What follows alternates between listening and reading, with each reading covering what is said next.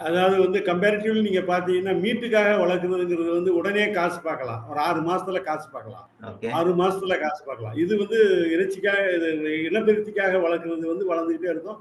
அது ஒரு அசட்டா நிக்கும். ம், அசட்டா ம். அப்படியே மல்டிப்ளை ஆகிட்டு இருக்கும். இது எனக்கு அடிக்கடி பணம் தேவைப்படுது அப்படிங்கிறது வந்து நம்ம பண்ணலாம். தீபாவளிக்கு ஆடு கறி போடுறதுக்கு அந்த மாரி நம்ம ஒரு பிளான் பண்ணலாம். தைப்பொங்கலுக்கு, பக்ரீத்துக்கு, ஒவ்வொரு ஆடி இந்த மாரி விசேஷங்கள மையப்படுத்தி, அதுக்கு ம், முன்னாடி ம். ஒரு 5 மாசம், 6 மாசத்துக்கு முன்னாடி ஒரு 3, 4 மாசம் வயசுள்ள ஆடுகள வாங்கி கெடா குட்டியா வளர்க்கணும். இறைச்சிக்குங்கிறது கெடா குட்டி தான். அந்த கெடா குட்டிய வாங்கி வளர்த்தோம் அப்படின்னா, அந்த 3 மாசம், 4 மாசத்துல 5 மாசத்துல வளர்த்த உடனே கிட்டத்தட்ட ஒரு 20, 25 கிலோ அளவுக்கு வந்துரும். நம்ம வாங்கும்போது 10, 12 கிலோ, 15 கிலோ வரும். இப்ப பக்ரீத் டயத்துலலாம் நீங்க பார்த்தீங்க அப்படின்னா, நீங்க கெடா கொம்பு நல்லா இருந்ததுன்னு வச்சுக்கங்களேன், என்ன ம், ரேட்டு ம். குடுத்து எடுத்துட்டு போறதுக்கு ஆள் தயாரா இருப்பாங்க.